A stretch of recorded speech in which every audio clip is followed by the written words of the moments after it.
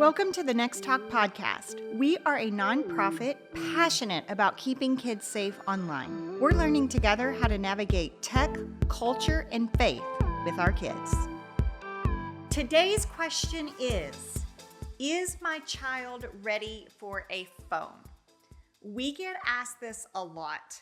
So I wanted to do a podcast and kind of lay out some questions that I would love for you to be able to ask yourself. First of all, I want to define what we mean by phone.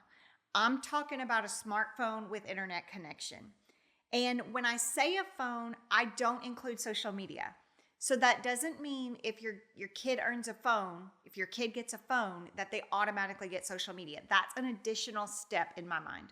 So when I'm answering this question, is my child ready for a phone? What I'm talking about is a smartphone with internet connection, but this is not talking about social media. So this would not be Instagram. This would not be Snapchat. This would be an actual just phone to start out with. So I want to just be clear there on what I mean about the definition of a phone. You know your kid better than anyone, and it's always your family, your choice. But I do think there's some key things that we need to think about when we're asking ourselves this question. You know, many times, maybe a circumstance in your family will dictate when you give your kids a phone. So for example, if you have a single parent and your kid is getting off the bus and going into the house and you don't have a landline, so you want to stay in touch with your kid. So that may dictate when your kid gets a phone. All of that is okay, but we have to lay out some guidelines for that kid. The other thing is this. A lot of times when we're talking about giving kids a phone, I will always hear people say, well, when they're 14 or when they're 15 or when they're 16, that's when they get a phone. I do not believe in that. And this is why. You can say an age, but you also have to attach behavior to it. My kid should not be earning a phone just because they have a birthday and turn 16. They should also be demonstrating to me that they're ready for that freedom. And I'm more interested in the behavior aspect rather than their age. We've always said delay, delay, delay, but also having a phone is like a life skill that our kids need. So you have to find the right balance to implement that. I also want to say, when we're talking about this age thing, you know, we did a show on the Anxious Generation, Jonathan Haidt book, which I loved and highly respect his work. We did a show on that previously. We'll link it below. But one of the collaborative actions that he is pushing is wait until 16. I don't know how I feel about that, because this is why. In my state, 16 is when you start driving. And so we have to be careful not to give too much freedom all at once. I know what worked really well with my kids. They got a phone before they started driving. And what was really cool about that is when they started driving, then they experienced a different kind of freedom, and they experienced like real life in person friendships, because they could go to games more. They could meet up with friends for dinner. And those were good conversations about how before, when they weren't driving and they were home on screens more, how it made them feel.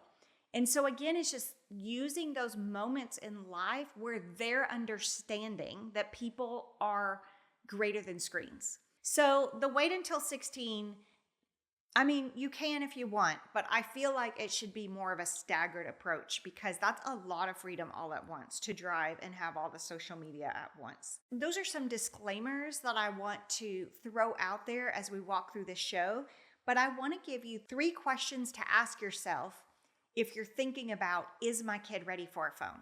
Okay, so here's question number 1, and this is a question for the parents. Are you ready for the additional responsibility? That's your first question. This is going to take more parenting on your part. You're going to have to be doing random phone checks. You're going to have to be monitoring their social media accounts as they earn social media platforms. Again, it's one platform at a time, not a free-for-all when they first get a phone.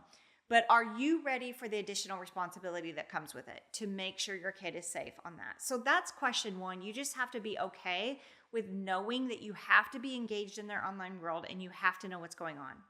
Number 2, and really this is the biggest question to ask yourself if you're considering, is my kid ready for a phone? This is a big one. Is my kid confiding in me? If you are a parent and you have implemented our red flag alert system, those are reporting guidelines that you go over with your elementary age kids.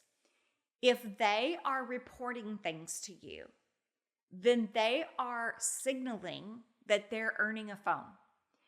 If you have laid out those red flag reporting guidelines, like these are the things that I want you to tell me about, whether it's in a conversation or online, we need to be talking about these key things, and you're laying that out for them, and then you're finding things on the family iPad or the family computer that they're not telling you, and it's those specific things, they're not ready for a phone.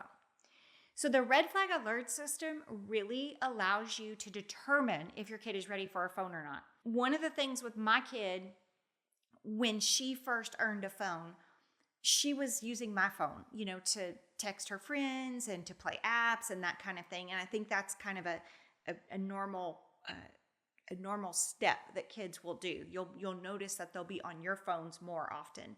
And so she was talking with her friends and playing all sorts of apps.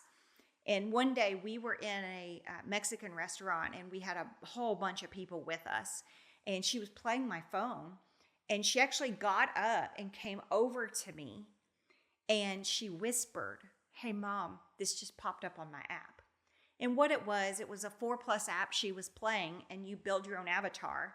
Well, there was one person, and this was when she was in 4th or 5th grade, there was one person with a shirt on that had the F word. When she showed it to me, I looked at her and I just whispered back and I said, "Thank you so much for telling me." I didn't take the phone and show everybody, or I didn't make a big scene, nothing like that.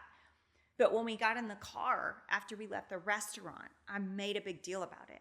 And I said, "Listen, this is what I always want you to do, is report stuff like that to me. Things that you look at that you're like, whoa, what?" And, as a 4th or 5th grader, the F word was shocking to her. And so that was my signal in my head that she's taking steps to earn more online freedom. And so those are the things we want to look for. And I had implemented those red flag alerts. I write about them in Keeping Kids Safe. It's under the chapter of Explain What to Report. But at nextTalk, we've kind of turned those in and even bulked them up more and created that red flag alert system. These are things that I tried and true in my own home to get my kids ready to see if they're ready to earn a phone. And so utilize that, because if they're not communicating and reporting things to you that they're seeing on your phone or on the family iPad or through a conversation at school, if they're not reporting things to you, like new things they're hearing and seeing, then you can't give them a phone. They're not ready for that yet. And so we want to get them into the habit of coming to us and saying, "What does this mean? I heard this at recess," and those sorts of things. All of that is on the red flag alert. So an example on the red flag alert is, if you ever hear a new word, phrase, or idea, and you're thinking, I wonder what that means, that's a red flag that should go off in your brain to go ask Mom and Dad. So again, it's just training them to kind of be their own little filter, to come to you and to bring it up as a family, and then you guys get to talk about it how you want to handle it. The kid confiding in you, it's more than just stuff online. It's, again, like I said, conversations on the bus, conversations at the lunch table, sleepovers, what happens in the bathrooms at school, that sort of thing. And so are they confiding things in you? And if they're not, they're not ready for a phone. So we have to make sure. This is a really big one. The other thing is, we just rolled out a new resource, and they're called family packs.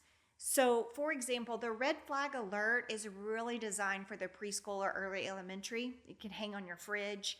If you're like, my kids are kind of past that, but I want them to start reporting things to me, I want them to start talking to me, we've developed 2 different family packs, one for younger kids, one for older kids. They have no graphics on them. They just look a little bit older.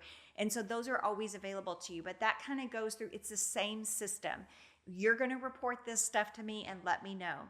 And it is coming together as this team effort of, we're going to work together to keep you safe. So if you talk to me about this stuff, you're going to earn more freedom.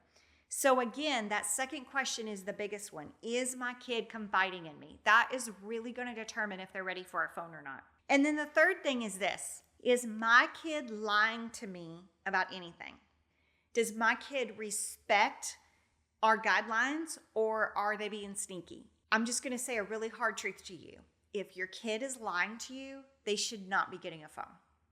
If you don't trust your kid, you should not be giving more online access.